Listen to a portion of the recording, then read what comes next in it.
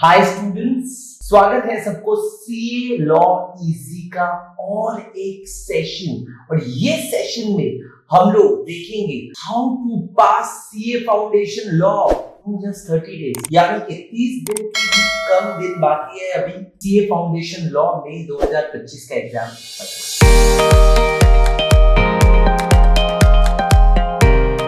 Okay, now हम लोग को करना क्या है? सर, आप लोग को तो पढ़ना ही है, आप सबको पढ़ाई करना है, बट पढ़ाई के साथ मैजिक से आप पास नहीं करेंगे, बट स्ट्रैटेजी के साथ पास करेंगे। इसीलिए you require not magic but strategy, and strategy will act like magic, trust me.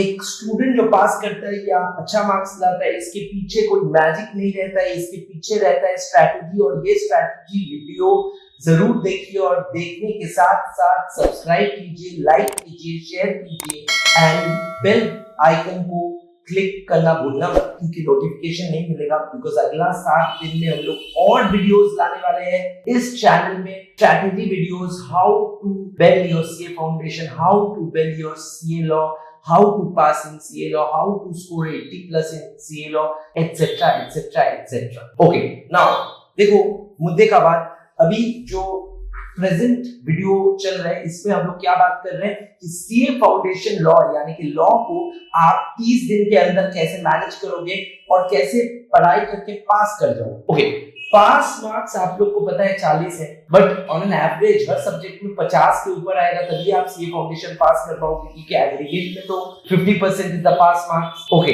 तो मैं एक सिंपल स्ट्रैटेजी बनाया। मैं सोचा कि आपका चैलेंज क्या है। लॉ में challenge is that you can not finish the entire syllabus at a go, ठीक है? एंटायर सिलेबस को एट अ गो फिनिश करना चैलेंज हो जाता है लॉ में। इसीलिए मैं आपका पेन समझते हुए मैं बोल रहा हूं कि हर चैप्टर करना पड़ेगा ऐसा मत सोचिए, हर चैप्टर करना पड़ेगा ऐसा मत सोचिए, rather invest only in chapters जहां से मार्क्स सबसे हाईएस्ट आएगा, मार्क्स सबसे हाईएस्ट आएगा। जैसे कि सोचिए कि आज सबसे ज्यादा मार्क्स आता है 2 ही चैप्टर से। 2 चैप्टर अगर आप कहो मुझसे जो सबसे इंपॉर्टेंट है और जिससे पूरा 70 मार्क्स कवर हो जाता है, सिर्फ 2 चैप्टर से 70 मार्क्स कवर होता है, यानी कि बाकी 5 चैप्टर से 50 मार्क्स कवर होता है। हाँ, क्योंकि सीए फाउंडेशन लॉ का पेपर में तो 120 मार्क्स रहेगा, ठीक है ना? 120 मार्क्स रहेगा और 100 मार्क्स आंसर करना पड़ेगा। हाँ, क्योंकि आपको 6 में से 5 क्वेश्चन लिखना है, हर एक क्वेश्चन का मार्क्स है 20। Okay, now if I talk about these 2 chapters, one is Companies Act and the other one is Contract Act, 2 C's. They make up for 70 marks in CA paper. Okay, तो sir contract and company करने से तो एकदम फायदा है। हाँ, बिल्कुल वही फायदा देखना एक स्ट्रैटेजी है, यानी कि उसमें से भी दोनों में से अगर आप मुझे चुनने के लिए कहो तो मैं चुनूंगा कंपनीज एक्ट को, बिकॉज कंपनीज एक्ट है कॉन्ट्रैक्ट एक्ट का आधा भी नहीं साइज में। कंपनीज एक्ट का syllabus is not even contract act का आधा जो पोर्शन सीए फाउंडेशन में है। एंड मैं बता दूं, कंपनीज एक्ट अगर फुल आप कर लेते हो तो आपका 30 मार्क्स पूरा पूरा पूरा पॉकेट में। और सिर्फ वही नहीं, मैं कह रहा हूं कंपनीज एक्ट के साथ साथ एलएलपी भी कर लो, सिंपल है, छोटा है, और एलएलपी से 5 to 10 मार्क्स तो आएगा ही। The LLP and companies as a package will account for 40 marks and contract act तो मेरा विश्वास है सब लोग किया है, तो contract act और एक बार अच्छे से रिवाइज कर लो तो 35 marks and 40 marks will ensure 75 marks आपका कवर हो चुका पूरा पेपर का।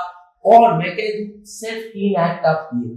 अब देखो समय अगर कम रहा तो बाकी 4 एक्ट आप मत कीजिए, आप सिर्फ पार्टनरशिप और सोगा में से एक कर लीजिए और निगोशिएबल इंस्ट्रूमेंट एक्ट या इंडियन रेगुलेटरी फ्रेमवर्क से एक कर लीजिए। बट मेक श्योर हर एक एक्ट जो आप किए हो, हर एक चैप्टर जो आप किए हो, 5 चैप्टर अगर कर रहे हो, 2 चैप्टर छोड़ो तो 5 चैप्टर में से हर एक सवाल आप अच्छे से करो, यानी कि पास पेपर्स और आरटीपी इस 5 चैप्टर का जो आप चूज किए हो करोगे, ये 5 चैप्टर्स का पास पेपर्स, पास 7 पेपर्स 7 टर्म्स का पेपर फुल्ली होना चाहिए, डायरेक्ट, इनडायरेक्ट या केस स्टडी बेस्ड सवाल सारा। एंड हर एक आरटीपी, लास्ट 3 टर्म का आरटीपी अगर कर लो तो 80% of the paper will match and you can leave out 1 or 2 questions, but even if you answer 80, your quality, because आप कम पढ़ के जा रहे हो, less is more, always remember, quality will be high and you can score as much as 60. तो पास तो छोड़िए, वो 40 होता है, मैं तो 60 का स्ट्रैटेजी बता दिया।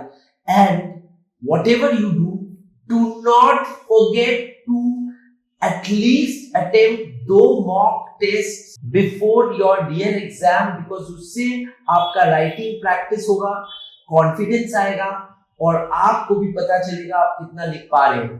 Share this video and like this video if you liked it, and do not forget to subscribe to our channel.